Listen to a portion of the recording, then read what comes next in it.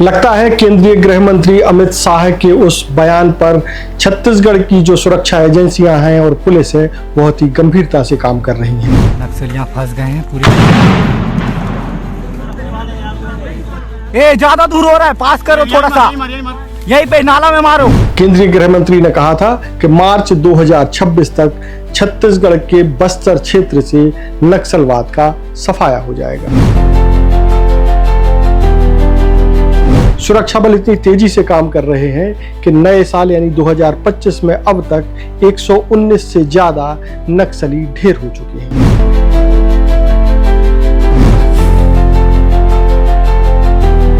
जिस महिला को आज मुठभेड़ में ढेर किया गया वो नक्सलियों की कई पत्रिकाओं की संपादक थी। ऐसा पहली बार हुआ जब किसी संपादक को, नक्सली संपादक को पुलिस ने ढेर करने में कामयाबी हासिल की है। माओवादी एवं सुरक्षा बल के बीच में मुठभेड़ हुई। मुठभेड़ को प्रांत इलाका के सर्चिंग में एक महिला माओवादी कार्यकर्ता डेड बॉडी मुठभेड़ स्थल से बरामद हुई।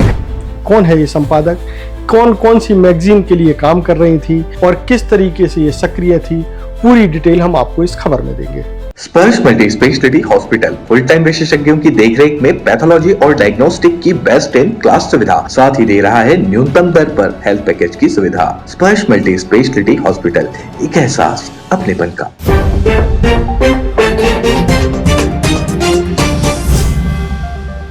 नमस्कार, मैं हूं मयंक चतुर्वेदी और आप देख रहे हैं तीरंदाज। केंद्रीय गृह मंत्री ने कहा था कि मार्च 2026 तक छत्तीसगढ़ से नक्सलवाद का सफाया हो जाएगा।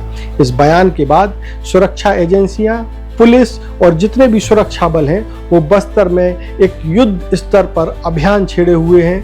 अभियान दो एंगल पर चल रहा है। एक वो कि या तो आप वापसी करें, मुख्य धारा में जुड़ें, उसके लिए सरकार ने तमाम तरह की योजनाएं भी बनाई हैं, नक्सलियों के पुनर्वास की पूरी व्यवस्था भी की गई है, या फिर उनके पास दूसरा विकल्प सुरक्षा बलों के हाथों मारे जाने का ही बचा रह गया है।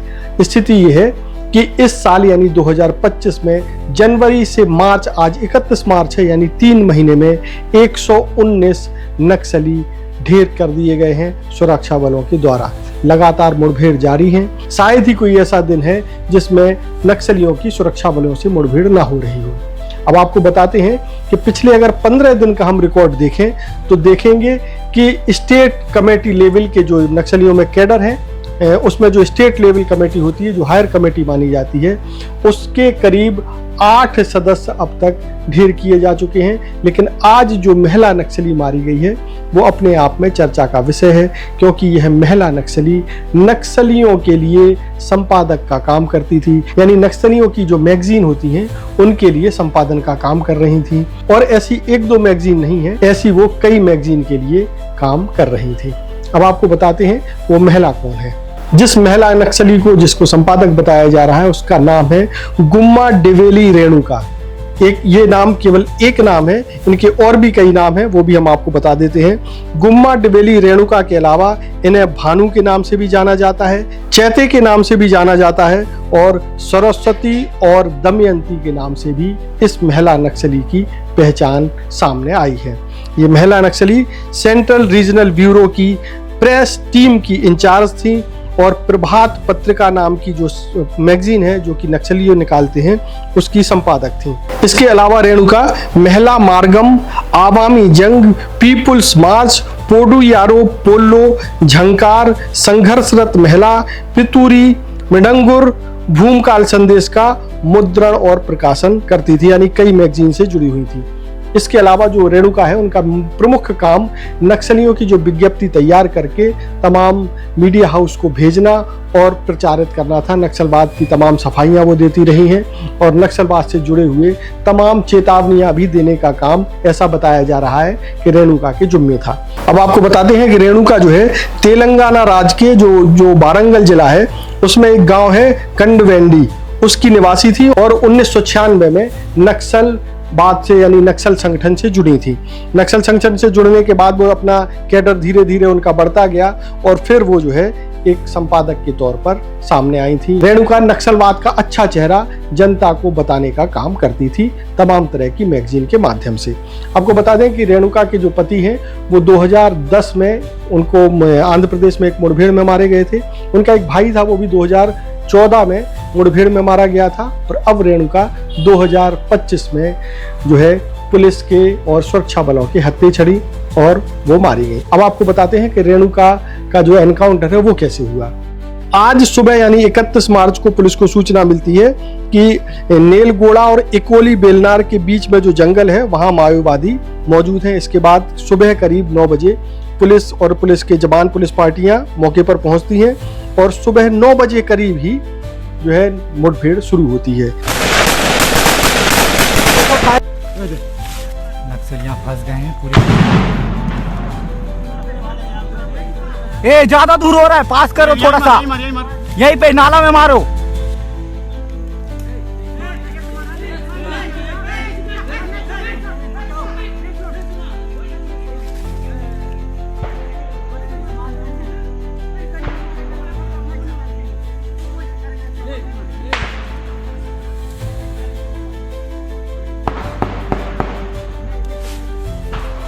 सबके सब अपना अपना पोजीशन में है। सुनील फेंका क्या? सुनील यही पट रहा है ना,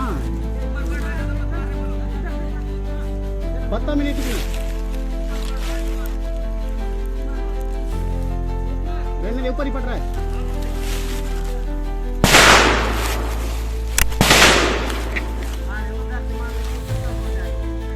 उधर नीचे वाले लगता है, नीचे वाले। करीब 2 घंटे तक दोनों तरफ से फायरिंग होती है। जब फायरिंग बंद हो जाती है और पुलिस टीम सर्चिंग करती है तो उसके बाद एक महिला नक्सली मिलती है जिसका नाम रेणुका है। आपको बता दें कि रेणुका पर 25 लाख रुपए का इनाम था, यानी एक संपादक पर 25 लाख रुपए का इनाम था जो अब इस मुठभेड़ में मारी जा चुकी थी। रेणुका के सबके पास तमाम कुछ सामग्री भी मिली। इसमें एक इंसास राइफल है, मैगजीन है, गोला बारूद है, लैपटॉप है, नक्सली साहित्य है और दैनिक उपयोग की कुछ चीजें भी शामिल थी। अब आपको बता देते हैं कि नक्सलियों के विरुद्ध जो अभियान चल रहा है उसकी अगुवाई जो है बस्तर क्षेत्र में आईजी पी सुंदरराज कर रहे हैं। वो इस पूरे मामले में क्या बता रहे हैं वो भी हम आपको सुनाते हैं। पहली बार मध्य भारत का सबसे एडवांस 3 टेस्ला MRI। सारी स्कैनिंग 6 से 10 मिनट में हो जाती है, जहां आम MRI मशीन 45 से 1 घंटे लेती है। GT diagnostic, near Nehru Nagar square, Priyadarshini परिसर, भिलाई। जिला दंतेवाड़ा एवं बीजापुर की सीमावर्ती बेलनार एकेली के सरहदी जंगलों में प्रतिबंधित एवं गैर कानूनी सीपी मोदी संगठन कैडर्स की उपस्थिति के आसूचना के आधार पर दंतेवाड़ा DRG टीम अभियान के लिए रवाना हुई। अभियान के दौरान आज दिनांक 31 मार्च को प्रातः 9 बजे से लेकर अनेक बार माओवादी एवं सुरक्षा बल के बीच में मुठभेड़ हुई। मुठभेड़ को उपरांत इलाका के सर्चिंग में एक महिला माओवादी कैडर का डेड बॉडी, एक इंसास राइफल एवं अन्य एक्सप्लोजिव मटेरियल और दैनिक उपयोग सामग्री मुठभेड़ स्थल से बरामद हुई। मुठभेड़ में मारा गया महिला माओवादी कैडर का शनाख्ती DKSRC मेंबर रेणुका उर्फ बानू, जिसके ऊपर 25 लाख इनाम घोषित है। मूलतः तेलंगाना राज्य के जनगांव इलाका के रहने वाला इस महिला माओवादी कैडर विगत कई वर्षों से दंडकारण्य स्पेशल जोन कमेटी एवं सेंट्रल रीजनल ब्यूरो का प्रेस यूनिट के प्रभारी के रूप में सक्रिय थी। विगत 15 महीने में बस्तर संभाग के अंतर्गत DKSRC मेंबर्स जोगन्ना, कार्तिक, नीति, जगदीश, सुधीर उर्फ Sudhakar, Telangana state committee cadre Sagar सहित कुल 8 स्टेट लेवल माओवादी कैडर का डेड बॉडी अलग अलग मुठभेड़ के पश्चात रिकवर किए गए थे।